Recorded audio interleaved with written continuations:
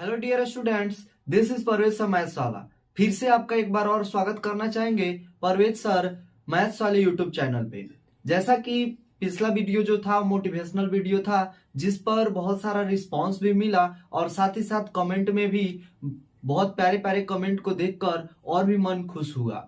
तो बिना किसी देरी किए आप भी अपना स्ट्रगल करना शुरू करें, क्योंकि कल किसी ने नहीं देखा है। कबीर का कहना है, काल करे सो आज कर, आज करे सो अब, पल में परलय हो जाए बहुरी करेगी कब। यानी जो कल सोच रहे हो उसको आज करो, आज जो सोच रहे हो उसको अभी करो, क्योंकि तुमको पता नहीं है कि टाइम कब गुजर जाएगी। इसीलिए अभी उठिए और अपना स्ट्रगल शुरू कीजिए। तो एक चीज और बता दे कि आज जो दिन है वह दिन 22 दिसंबर 2022 है। बट 22 दिसंबर 2022 के दिन क्या हुआ था, तो इस सदी के जो सबसे महान गणितज्ञ रामानुजम का जन्म हुआ था।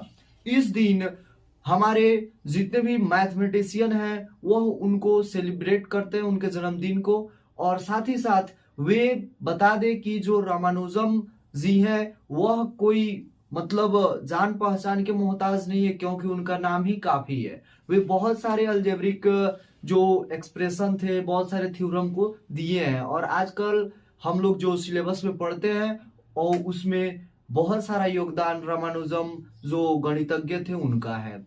तो अब हम अपना भी स्ट्रगल तैयार करेंगे, बहुत अच्छा अचीवमेंट लेकर आएंगे बिहार बोर्ड के एग्जामिनेशन में। तो बिना किसी देरी किए हम लोग कॉन्सेप्ट की ओर बढ़ते हैं। तो हमारा जो कॉन्सेप्ट है वो कॉन्सेप्ट है आज वेक्टर अलजेब्रा, जिसको हिंदी में हम लोग क्या बोलते हैं, सदिश बीजगणित बोलते हैं। क्या बोलते हैं? सदिश बीजगणित, जिसका लगभग 5-6 वीडियो आ चुका है। प्लेलिस्ट में आप जाकर देख सकते हैं। प्लेलिस्ट का नाम एग्जाम प्रिपरेशन 2023 है, जो आप लोगों को पूरी तरह से जितने भी एग्जाम मटेरियल चाहिए वो एग्जाम मटेरियल आपको बिल्कुल बहुत सटीक तरीकों से मिलेगा। जैसा कि यहाँ पे सदिश बीजगणित में लगभग जितने भी वीडियो है उसमें डॉट प्रोडक्ट के बारे में देखे लो, डॉट प्रोडक्ट यानी अदिश गुणन के बारे में देखे लो। अब हम लोग इस सेशन में क्या देखेंगे, तो हम लोग जो क्रॉस प्रोडक्ट होता है उसको देखेंगे। क्या देखेंगे? क्रॉस प्रोडक्ट, क्रॉस प्रोडक्ट, जिसको हम लोग क्या बोलते हैं, सदिश गुणन बोलते हैं। क्या बोलते हैं? सदिश गुणन। इसको क्या बोलेंगे हम लोग? सदिश गुणन, सदिश गुणन। अब इसका प्रयोग क्यों होता है, इसका यूज क्यों होता है, इसको क्यों पढ़ते हैं? तो जैसा कि आप लोगों को डॉट प्रोडक्ट में था कि विदाउट डायरेक्शन अगर किसी दो वेक्टर को मल्टीप्लाई करते हैं उसको हम लोग क्या बोलते हैं, तो उसको हम लोग डॉट प्रोडक्ट बोलते हैं। बट जब हम वेक्टर पढ़ते हैं, वेक्टर का मतलब ही होता है डायरेक्शन, तो डायरेक्शन के साथ भी मल्टीप्लाई होना चाहिए। तो डायरेक्शन के साथ मल्टीप्लाई होता है तो उसी को हम लोग क्या बोलते हैं, क्रॉस प्रोडक्ट, जिसको हिंदी में सदिश गुणन कहते हैं। तो इसमें जैसे उसमें डॉट प्रोडक्ट था तो कोई दो वेक्टर जैसे ए था और बी था, इसमें हम लोग डॉट से रिप्रेजेंट करते थे। तो इसमें क्रॉस बोला है तो क्रॉस में भी क्या करते हैं हम लोग, जैसे कि vector A cross vector B का यूज करते हैं। तो इसमें जो डॉट प्रोडक्ट था ए डॉट बी, इसमें क्या हो रहा था, तो वेक्टर ए का मैग्नीट्यूड इंटू वेक्टर बी के मैग्नीट्यूड और इंटू में कॉस थीटा हो रहा था। बट यहाँ पे जो कंडीशन होने वाला है क्रॉस प्रोडक्ट के लिए वह बदल जाएगा। तो अगर फॉर्मूला से इसको भी याद करना चाहे तो याद करने का जो ट्रिक है वह क्या है, कॉस के उल्टा हम लोग क्या बोलते हैं, अगर वैल्यू चार्ट में देखे तो कॉस का ऑपोजिट क्या हो जाता है, साइन होता है, और साइन का ऑपोजिट क्या हो जाता है, कॉस हो जाता है। तो हम लोग क्या करेंगे, मैग्नीट्यूड जितना दिया है ना, ए मैग्नीट्यूड और बी मैग्नीट्यूड, इसके कॉस के ऑपोजिट साइन होता है। क्या होता है? Sine theta. तो आप बोलिएगा कि केवल एक साइन थीटा के लिए इतना झंझट, हम लोग चाहते तो इसका मतलब जो आ रहा था उसको उसके इनवर्स, इसका इनवर्स ना होता है, साइन थीटा के जो वैल्यू के इनवर्स को क्या बोलते हैं हम लोग, कॉस थीटा बोलते हैं। तो हम लोग उसी को इनवर्स कर देते, उसी को मान को पलट देते। तो आप वैसे क्यों नहीं किए, तो इसमें भी हम लोगों को अगर वैल्यू निकाले तो अभी क्या निकलेगा, एक कांस्टेंट टर्म निकलेगा जिसमें डायरेक्शन नहीं रहेगा। तो इसमें यही अंतर हो जाता है कि यहाँ पे एन वेक्टर आ जाता है। क्या आ जाता है, एन कैप आ जाता है। एन कैप कहने का मतलब होता है कि यहाँ पे वेक्टर ए और वेक्टर बी के दिशा में, वेक्टर बी के दिशा में इकाई सदिश, क्या होता है, इकाई सदिश, इसी को रिप्रेजेंट करने का काम कौन करता है, एन कैप करता है। क्या करता है, एन कैप करता है। तो उसी तरह क्रॉस प्रोडक्ट का जो फॉर्मूला है वो फॉर्मूला क्या है, तो यहाँ पे फॉर्मूला हो जाएगा a vector A cross vector B equal to magnitude of vector A into magnitude of vector B into sine theta into n cap. यह हमारा क्या हो जाता है, क्रॉस प्रोडक्ट का फॉर्मूला हो जाता है। बट यहाँ पे एक चीज आता है साइक्लिंग मेथड। क्या आता है, साइक्लिंग मेथड। इसमें होता क्या है और उसका यूज क्यों करते हैं इसको समझेंगे। तो इसको समझने के लिए यहाँ पे सबसे पहले इसके जो रूप है इसका फॉर्म को लिखेंगे। तो इसका फॉर्म क्या होगा, तो वेक्टर ए को हम मान सकते हैं आई x1 आई कैप प्लस y1 जे कैप प्लस में z1 के कैप, और वेक्टर b इक्वल टू हम क्या लिख सकते हैं x2 आई कैप प्लस में y2 जे कैप प्लस यहाँ पे y3 के कैप। ऐसा हम लोग क्या कर सकते हैं, लिख सकते हैं। अब इसका a क्रॉस b, जैसा कि a डॉट बी निकाल रहे थे तो क्या हो रहा था, a dot B equal to क्या हो रहा था, तो x1 into x2 plus y1 into y2 plus z1 into z2 ऐसा हो रहा था। तो उसी तरह a क्रॉस b का तो वैल्यू फाइंड आउट करना होगा ना। यहाँ पे अगर बोला जाए कि a क्रॉस b का वैल्यू क्या होगा, तो इसके लिए हम लोग एक साइक्लिंग मेथड का यूज करते हैं, और दूसरा वह होता है मैट्रिक्स में जो हम लोग डिटर्मिनेंट निकालते थे उस मेथड का यूज करते हैं। करते क्या है कि हम लोग यहाँ पे आई कैप जे कैप और के कैप लिख देते हैं। यहाँ पे जो मैट्रिक्स इसी तरह ना हो रहा था, यहाँ पे क्या हो रहा था, यह R1 कहलाता था, यहाँ पे R2 और यहाँ पे R3। अब R1 में हमको क्या लिख देना है, आई कैप जे कैप और के कैप।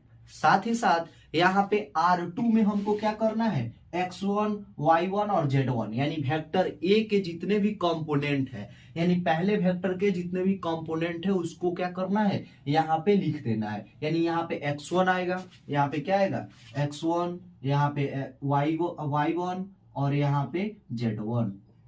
यह आया वेक्टर ए के लिए, और वेक्टर बी के लिए क्या होगा x2 y2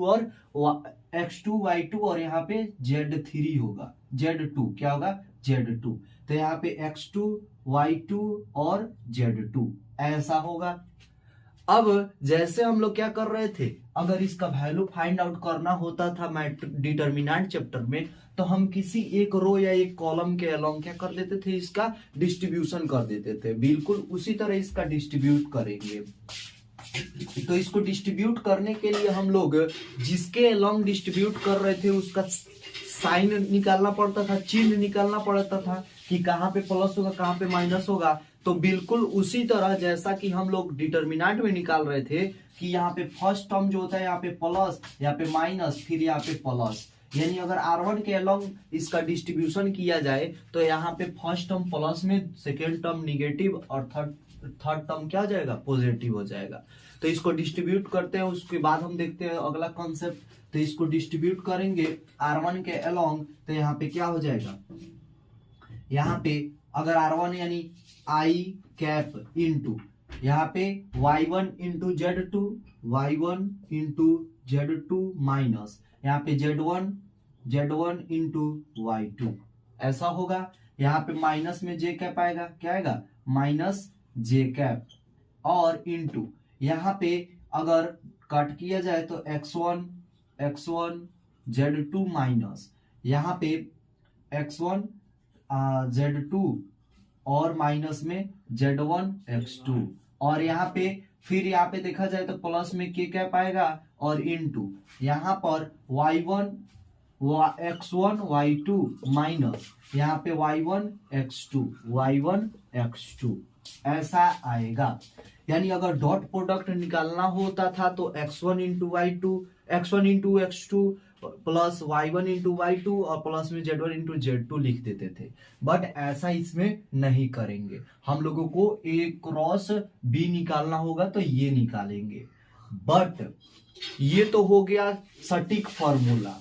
ये सटीक फॉर्मूला होगा कि अगर आपको निकालनी हो तो आई कैप के अंदर लिख देना है y1 इंटू z2 माइनस में z1 इंटू y2, और यहाँ पे ऐसे करते हुए फॉर्मूला हो गया। बट ये आता कैसे है इसको देखेंगे। तो इसको देखने के लिए हमको सबसे पहले एक साइक्लिंग मेथड का यूज करना पड़ेगा। साइक्लिंग मेथड में जैसे हमारा पहिया चलते रहता है और हम आगे बढ़ते रहते हैं, जैसे हमारा ये पहिया हुआ, अगर यह इस डायरेक्शन में चल रहा है तो हम लोग आगे बढ़ते जाएंगे, अगर वह पीछे बढ़ रहा है यानी इधर हम बढ़ते जाएंगे। तो बिल्कुल इसी तरह हम एक साइकिलिंग पर साइकिल का जो पहिया होता है, इसी पहिए पे आई कैप, जे कैप और के कैप को लिख देते हैं।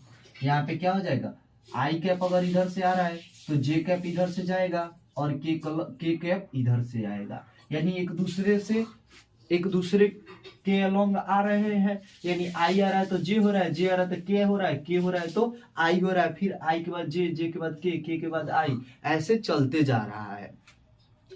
तो यहाँ पे ध्यान रखना है, अगर किसी दो लगातार एक साथ हो तो उसके बाद वाला पॉजिटिव में लिख देते हैं। यानी दो लगातार कहने का मतलब क्या हुआ, तो आई क्रॉस अगर जे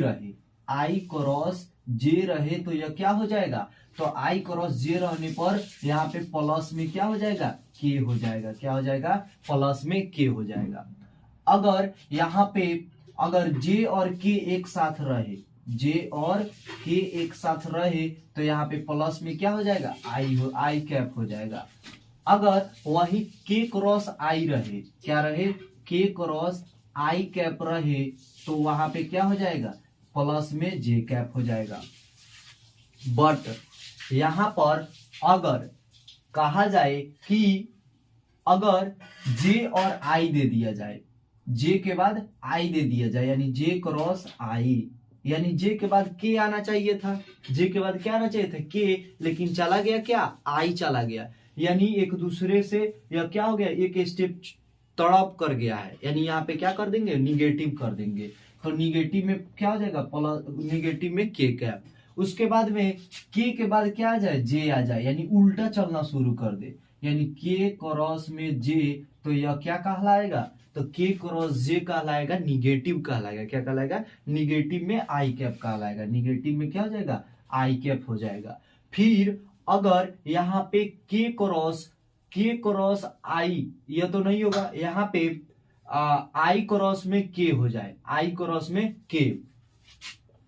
क्रॉस के कैप, तो आई के बाद में जे आना चाहिए, आई के बाद में जे आना चाहिए था, लेकिन क्या हो गया है, के हो गया है। यानी यह रिवर्स चला गया है। तो रिवर्स जब जाता है तो वहां पे निगेटिव डाल देते हैं, तो यहाँ पे क्या हो जाएगा, निगेटिव में जे कैप हो जाएगा। यानी अगर एक लगातार चल रहा है तो वहां पे पॉजिटिव होता है, और एक लगातार नहीं चलेगा तो वहां पे क्या हो जाता है, निगेटिव टर्म हो जाता है। तो ये कुछ प्रॉपर्टीज थे जो वेक्टर में क्रॉस प्रोडक्ट का काम करेंगे।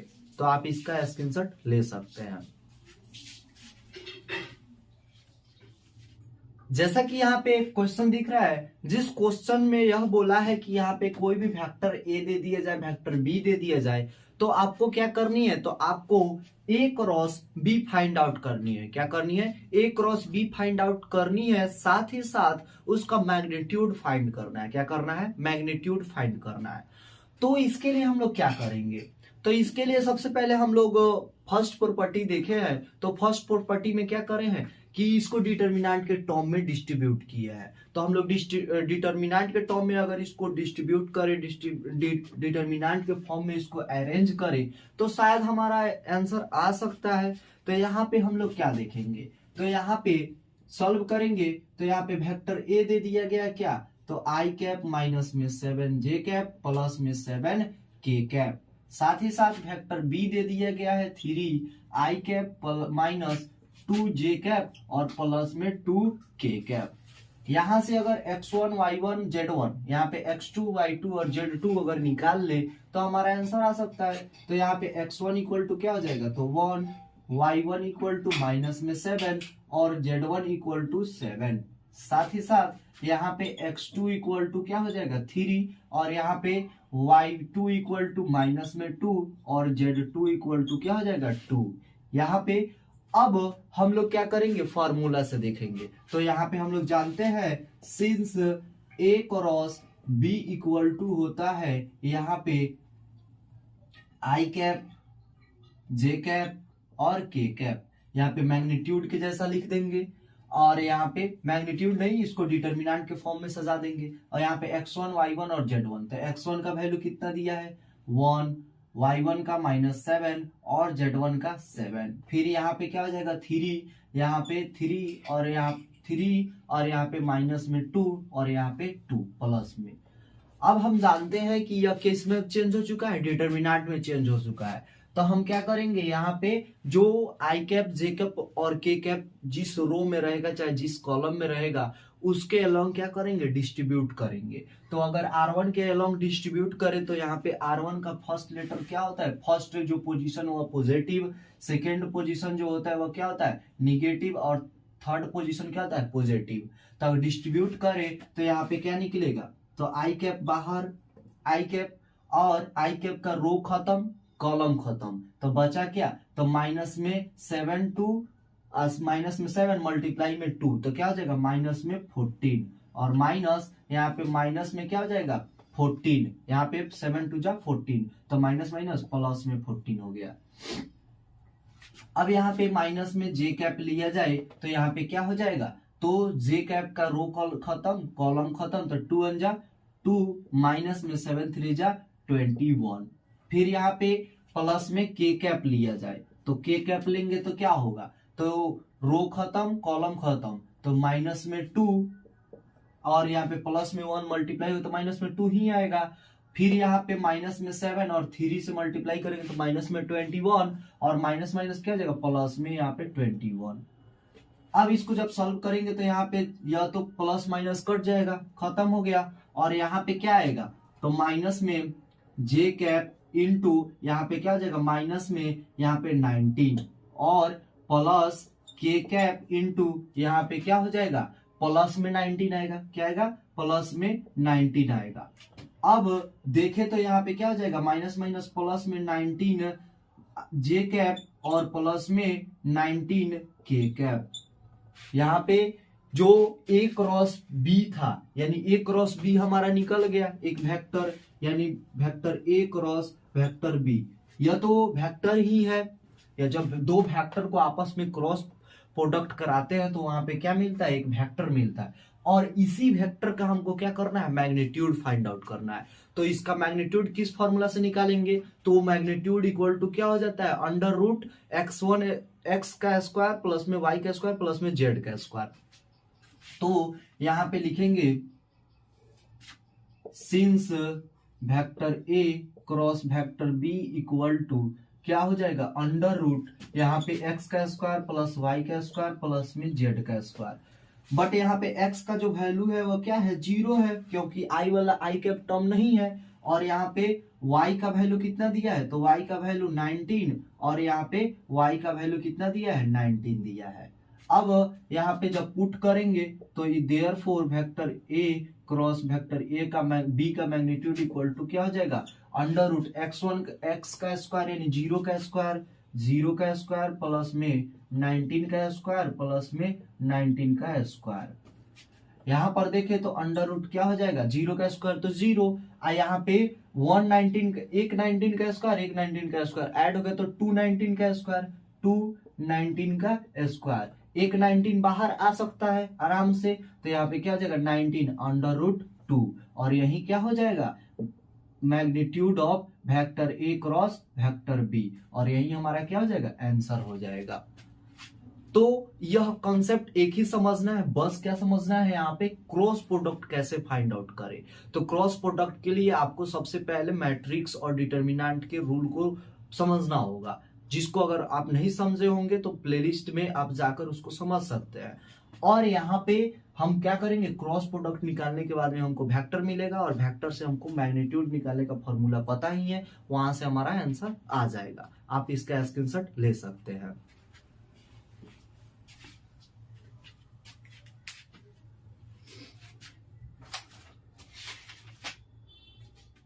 यहाँ पे एक क्वेश्चन दिख रहा है, जो क्वेश्चन बिहार बोर्ड से लेकर और चैप्टर का भी मोस्ट वीवीआई क्वेश्चन है, जिस क्वेश्चन में बताया गया है कि find a unit vector. Unit vector मतलब पता ही है, यूनिट वेक्टर क्या होता है। तो यूनिट वेक्टर हमारा वह वेक्टर होता है जिसका मैग्नीट्यूड क्या हो, 1 के इक्वल हो। तो हमको ऐसे मैग्नीट्यूड वाले वेक्टर को फाइंड आउट करनी है जहां की यहाँ पे vector A plus vector B हो और vector A minus vector B, यानी वेक्टर ए और वेक्टर बी के सम और सब्ट्रैक्ट के एलोंग हमको क्या करना है, उसका परपेंडिकुलर फाइंड आउट करना है। तो एक चीज बता दे कि परपेंडिकुलर अगर बोला तो परपेंडिकुलर के लिए हम लोग क्या लगाते हैं, क्रॉस प्रोडक्ट लगाते हैं। तो यहाँ पर a प्लस बी और a माइनस बी आपको वेक्टर दिखाई दे रहा होगा। तो यहाँ पे a प्लस बी भी एक सिंगल वेक्टर का काम करेगा और यहाँ पे a माइनस बी भी एक सिंगल वेक्टर का काम करेगा, जहां वेक्टर a दे दिया गया है और वेक्टर b दे दिया गया है।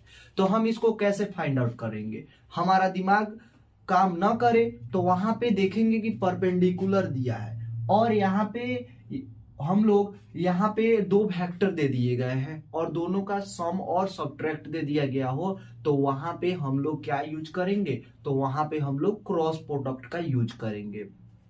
अब बात आती है क्रॉस प्रोडक्ट के लिए दो वेक्टर होना चाहिए। तो दो वेक्टर तो यहाँ पे ऑलरेडी दे चुका है, ए और बी दे दिया है, लेकिन यहाँ पे a vector A plus vector B और यहाँ पे vector A minus vector B वाला कॉन्सेप्ट कहाँ यूज करेंगे। तो यहाँ पे जो वेक्टर का काम करेगा वह बोले ही है पहले ही कि यह एक वेक्टर का काम करेगा और यह एक वेक्टर का काम करेगा। यहाँ पे वेक्टर ए और वेक्टर बी को लेकर नहीं बनाना है, vector A cross vector B नहीं फाइंड आउट करेंगे। हम लोग क्या फाइंड आउट करेंगे, तो vector A plus vector B cross vector A minus में वेक्टर बी फाइंड आउट करेंगे। तो यहाँ पे हम लोग सॉल्व करेंगे, तो यहाँ पे लिखेंगे वेक्टर ए इक्वल टू क्या दिया है, तो 3i कैप प्लस में 2j कैप और प्लस में 2k कैप, और वेक्टर बी दे दिया गया है i कैप प्लस में 2j कैप प्लस माइनस में यहाँ पे क्या दिया है, तो 2k कैप, ऐसा दे दिया गया है। अब हम क्या करेंगे, vector A plus vector B find out करेंगे सबसे पहले।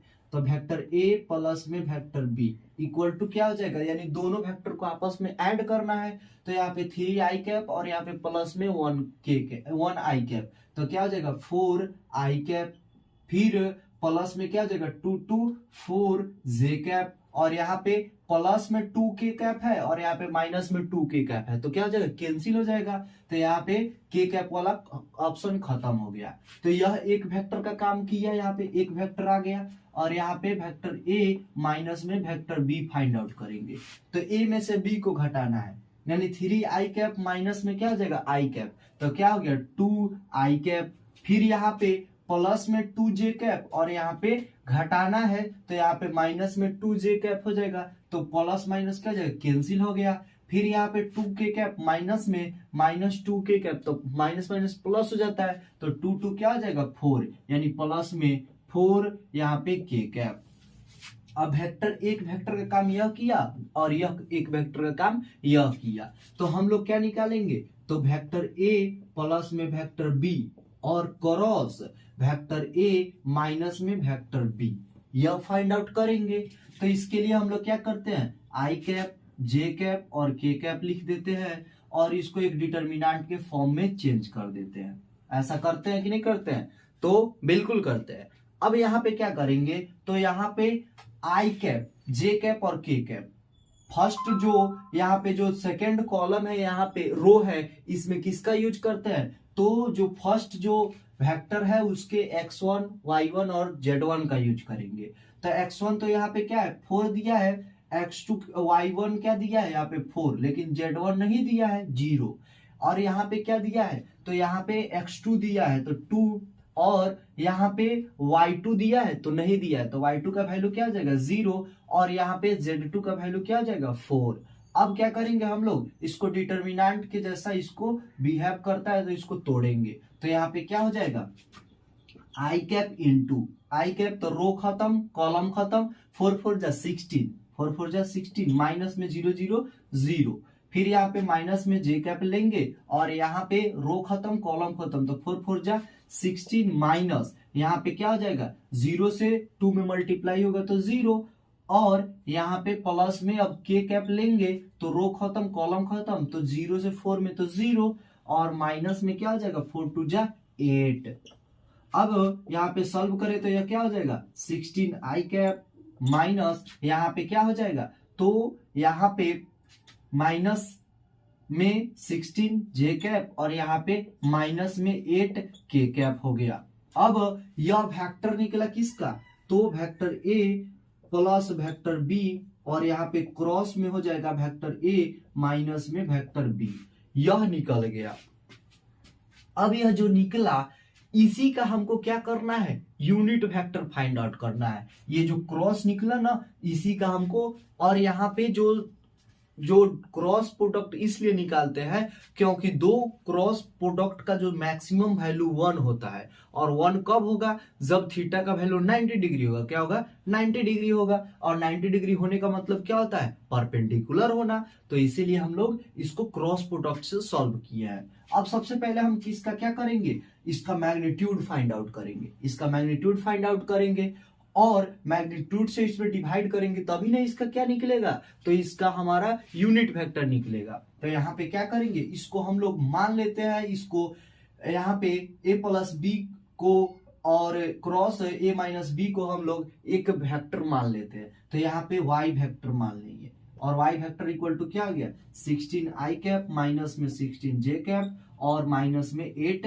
के कैप, इसका वेक्टर मैग्नीट्यूड निकालेंगे तो क्या निकलेगा, तो अंडर रूट 16 का स्क्वायर प्लस माइनस में 16 का स्क्वायर, और यहाँ पे प्लस में माइनस में 8 का होल स्क्वायर, अंडर रूट यहाँ पे अगर 16 का स्क्वायर देखें तो 256 प्लस में 256 और प्लस में 64 हो जाएगा, ऐड करेंगे तो क्या होगा, तो 6 4 10 और यहाँ पे 6, तो 16 का 6 कैरी 1, 6 5 11 1 12 12 5 17 का 7 कैरी 1 और 2 2 जा 2 2 4 1 5 और अंडर रूट, यह क्या हो गया यहाँ पे 576 देखते हैं किसी का होता है कि नहीं, तो 576 इसको 2 से काटेंगे तो 2 2 जा 4 और यहाँ पे 17 या 2 8 जा 16 और यहाँ पे 2 8 जा 16, फिर 2 से अगर काटे तो 14 2 जा 28 और यहाँ पे 4 और यहाँ पे यह 12, यानी यह 12 मल्टीप्लाई में क्या हो जाएगा 2, यानी यह 24 का इसका जो होता है यह 24 का स्क्वायर जो होता है वह कितने होता है, तो 576 हो जाएगा। अब यहाँ पे मैग्नीट्यूड फाइंड आउट हो गया तो हम क्या करेंगे, तो जब मैग्नीट्यूड फाइंड आउट हो गया तो हमको पता है कि यूनिट वेक्टर अगर फाइंड आउट करनी हो, यानी हम लोग इसी का यूनिट वेक्टर फाइंड आउट करना है, तो इसके लिए हम लोग y वेक्टर मान लिए हैं, तो y का यूनिट वेक्टर इक्वल टू क्या आ जाएगा, तो vector y divide by magnitude of vector y। तो यहाँ पे वेक्टर क्या है इसके लिए, तो वेक्टर का वैल्यू कितना दिया है 16 आई कैप माइनस में 16 जे कैप और प्लस में फिर यहाँ पे माइनस में क्या दिया है 8 के कैप और डिवाइड बाई क्या हो जाएगा, मैग्नीट्यूड कितना दिया है तो 24, तो यहाँ पे क्या हो जाएगा 24। अगर देखें तो 8 तीनों टर्म में कॉमन हो जाएगा, तो 8 को अगर कॉमन करके इसको डिस्ट्रीब्यूट करें डिवाइड करें तो यह क्या हो जाएगा 8 इंटू 2 आई कैप माइनस में 2 जे कैप माइनस में के कैप डिवाइड बाई 24, 8 1 जा 8 और 8 3 जा 24। तो देयरफॉर वेक्टर y का जो यूनिट वेक्टर होगा वह क्या हो जाएगा 2i माइनस में 2j और माइनस में k और डिवाइड बाई 3 और यही हमारा क्या हो जाएगा, आंसर हो जाएगा। तो यहाँ पे समझ में आया आपको कि हम लोग क्रॉस प्रोडक्ट से क्यों फाइंड आउट कर रहे हैं, क्योंकि दो क्रॉस प्रोडक्ट का जो मैक्सिमम वैल्यू 1 होता है और 1 होने के साथ साथ वह अगर परपेंडिकुलर जब 1 होगा, वो कब होगा 1, जब उन दोनों के बीच का मैग्नीट्यूड क्या हो, यहाँ पे मैग्नीट्यूड नहीं, एंगल 90 डिग्री हो। 90 डिग्री का मतलब क्या होता है, परपेंडिकुलर। तो इस क्वेश्चन का सॉल्यूशन जो है, इसको आप नोट डाउन कर सकते हैं या स्क्रीनशॉट ले सकते हैं।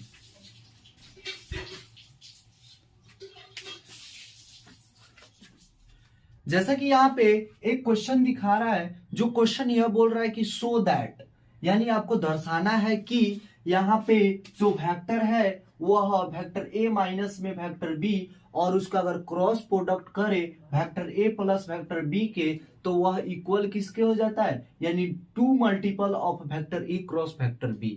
यानी कहने का मतलब यह हुआ कि अगर दो वेक्टर को आपस में सब्ट्रैक्ट करते हैं और उसके बाद में उसको ऐड करके अगर दोनों का अगर क्रॉस प्रोडक्ट निकालते हैं, तो वह दोनों जो वेक्टर है उसके क्रॉस प्रोडक्ट के दुगुने होते हैं। इसको क्या करना है, प्रूफ करना है। तो सबसे पहले अगर प्रूफ करनी हो तो हमको कोई एक टर्म ले लेना होता है, जिस टर्म में क्या हो, जो टर्म यानी लेफ्ट हैंड साइड या राइट हैंड साइड जिसमें हम लोगों को कुछ एनिमेशन कर सके वह वाला टर्म लेते हैं। तो हम लोग क्या लेंगे यहाँ पे, तो लेफ्ट हैंड साइड देख रहे हैं, यहाँ पे हमको अगर कोई डिस्ट्रीब्यूशन करना हो, कोई इसमें एनिमेशन करना हो, तो इसके लिए यह सही है। तो यहाँ पे क्या लेंगे, फ्रॉम, सॉल्यूशन करेंगे तो फ्रॉम LHS से ले लेंगे, क्या लेंगे, तो यहाँ पे LHS में दिया गया है वेक्टर ए माइनस में vector B cross vector A plus में वेक्टर बी, ऐसा दिया है। अब क्या करेंगे हम लोग, जैसा कि डॉट प्रोडक्ट कर रहे थे बिल्कुल उसी तरह इसका भी डॉट प्रोडक्ट के जैसा ही क्रॉस प्रोडक्ट करेंगे। तो यहाँ पे क्या हो जाएगा, तो यहाँ पे एक वेक्टर ए क्रॉस वेक्टर ए हो जाएगा, ए से अगर मल्टीप्लाई करना चाहे तो वेक्टर ए क्रॉस में वेक्टर ए, और यहाँ पे फिर यहाँ पे क्या हो जाएगा, प्लस में vector A cross vector B, फिर यहाँ पे माइनस में वेक्टर बी से मल्टीप्लाई इस टर्म में करेंगे तो माइनस बी क्रॉस क्या हो जाएगा वेक्टर ए, और यहाँ पे माइनस प्लस क्या हो जाएगा माइनस, और यहाँ पे क्या हो जाएगा vector B cross vector B.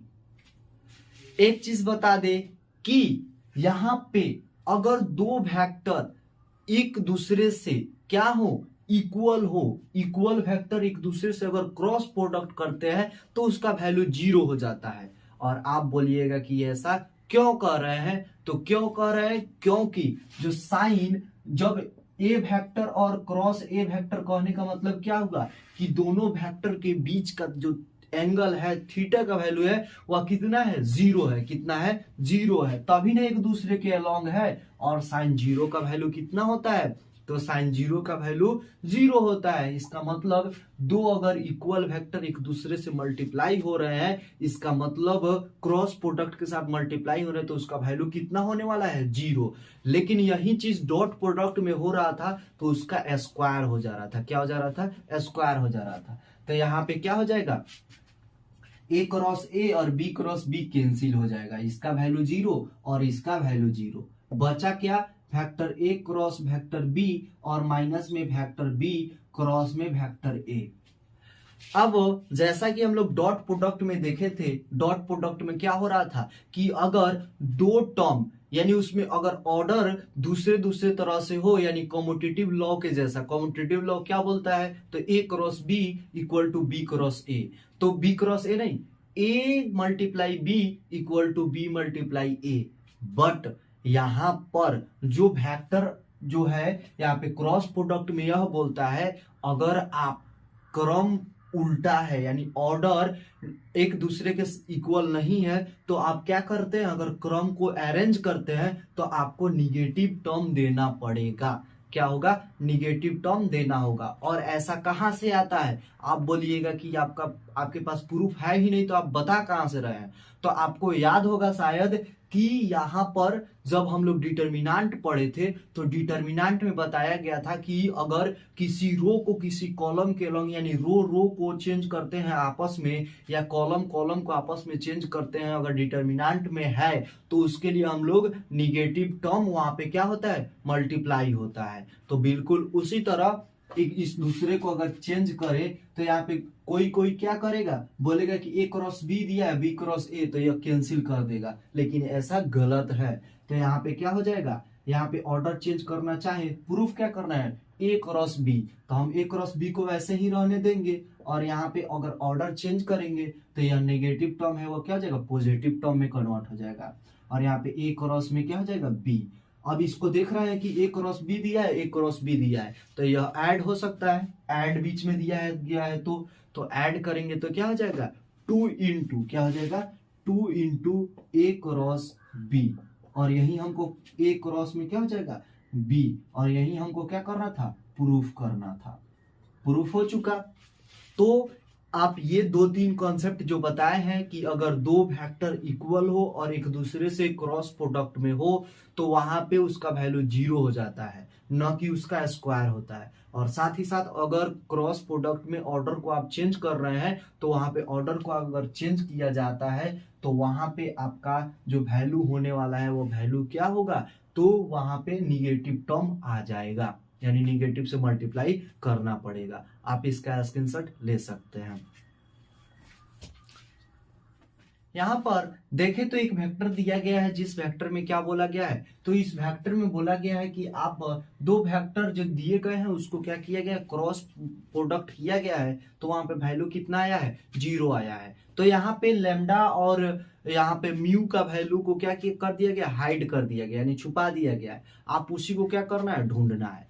तो यहाँ पर अगर हम चाहें तो 2 तरीकों से बना सकते हैं, एक लॉन्ग मेथड एक शॉर्ट मेथड। तो शॉर्ट मेथड बनाना ही हमारे लिए लाजमी होगा, आसानी होगा। तो इसके लिए हम लोग क्या करेंगे, जब इसको सॉल्व करेंगे तो यहाँ पर हम देखें तो यहाँ पे इसको कोई वेक्टर दिया गया, यहाँ पे कोई वेक्टर, तो यहाँ पे ए वेक्टर इसको मान लेते हैं और बी वेक्टर इसको मान लेते हैं। तो वेक्टर ए इक्वल टू क्या दिया, 2i कैप प्लस में 6j कैप प्लस में 27k कैप, और वेक्टर बी इक्वल टू क्या हो जाएगा, तो i कैप प्लस में लैम्डा इंटू आई कैप जे कैप, और यहाँ पे प्लस में क्या हो जाएगा, म्यू इंटू के कैप। और यहाँ पे हम जानते हैं कि अगर ए क्रॉस बी निकालना हो तो इसके लिए क्या फॉर्मूला होता है, तो आई कैप जे कैप और के कैप, x1 y1 और z1। तो यहाँ पे x1 का वैल्यू 2, y1 का वैल्यू 6 और z1 का वैल्यू 27, और यहाँ पे क्या हो जाएगा, तो 1, यहाँ पे लैम्डा और यहाँ पे क्या हो जाएगा, म्यू।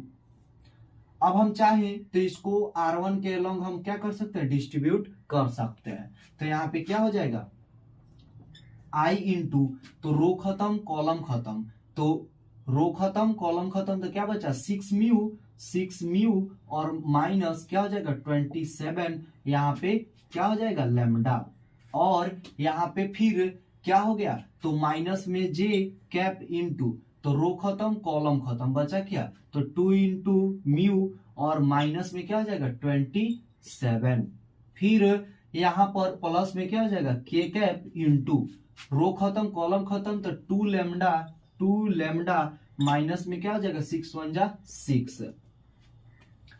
अब आप कहिएगा इतना आसान क्वेश्चन को आप इतना भारी कर दिए, आप कैसे बनाएंगे इसको। तो हम लोग क्या देखते हैं कि यहाँ पे यह जो ए क्रॉस बी है, यानी यही ना जो वैल्यू इतना आया, तो यह किसके इक्वल है, तो यह 0 वेक्टर के इक्वल है। तो 0 वेक्टर कहने का मतलब क्या हुआ, तो 0 वेक्टर कहने का मतलब आई का जो कंपोनेंट है वो भी 0, जे का कंपोनेंट वो भी 0 और के का कंपोनेंट वो भी 0। तो यहाँ पे इसका 0 वेक्टर कहने का मतलब क्या हुआ, 0 इंटू आई कैप प्लस 0 इंटू जे कैप प्लस में 0 इंटू के कैप, यानी हम लोग आई का जो कंपोनेंट है उसको 0 के इक्वल कर सकते हैं, जे का कंपोनेंट को 0 के इक्वल और के का कंपोनेंट जो है उसको 0 के इक्वल कर सकते हैं। तो यहाँ पर देखें तो यह देख रहे हैं कि यहाँ पे लेमडा का वैल्यू एक दूसरे एक दूसरे से कॉम्बिनेशन है तो यहाँ से निकल सकता है लेमडा का वैल्यू और यहाँ से म्यू का वैल्यू निकल सकता है। और इसको लेंगे तो यह थोड़ा लेंदी हो जाएगा, तो इसको लेंगे तो यहाँ पे लिखेंगे सो दैट, इसलिए यहाँ पे क्या हो जाएगा 2 इंटू म्यू माइनस 27 इक्वल के कितना के हो जाएगा 0 के इक्वल हो जाएगा। क्यों? जबकि दो, क्योंकि यहाँ पे दो अगर जो वेक्टर है अगर इक्वल होते हैं तो उनके कंपोनेंट भी इक्वल होते हैं। अब हम लोग क्या कर लेंगे, यहाँ पे प्लस में 2 म्यू माइनस में 27 और इक्वल टू 0 ऐसा ले लेंगे तो बिल्कुल गलत हो जाएगा। गलत क्यों होगा? तो गलत इसलिए होगा क्योंकि यहाँ पर देखें तो प्लस में 0 के जे कैप है और यहाँ पे निगेटिव में है, तो इसीलिए हम भी क्या करेंगे निगेटिव साइन लेंगे। और यहाँ पर अगर देखें तो फिर क्या हो जाएगा, तो 2 लेमडा माइनस में 6 इक्वल टू 0, तो यहाँ पे क्या हो जाएगा 2 लेमडा इक्वल टू 6 और 2 3 जा 6, देयरफॉर लेमडा इक्वल टू 3। और यहाँ पे देखें तो निगेटिव वाला टर्म है, इधर भेजेंगे तो कैंसिल हो जाएगा, 0 से मल्टीप्लाई होगा, तो यानी 2 म्यू माइनस 27 इक्वल टू 0 और यहाँ पे 2 म्यू इक्वल टू क्या हो जाएगा 27, therefore mu equal to 27 divide by 2 हो जाएगा। तो यहाँ पे देयरफॉर लैम्डा इक्वल टू 3 और म्यू इक्वल टू 27 बाई 2, और यही हमारा क्या हो जाएगा आंसर हो जाएगा। आप इसका स्क्रीनशॉट ले सकते हैं।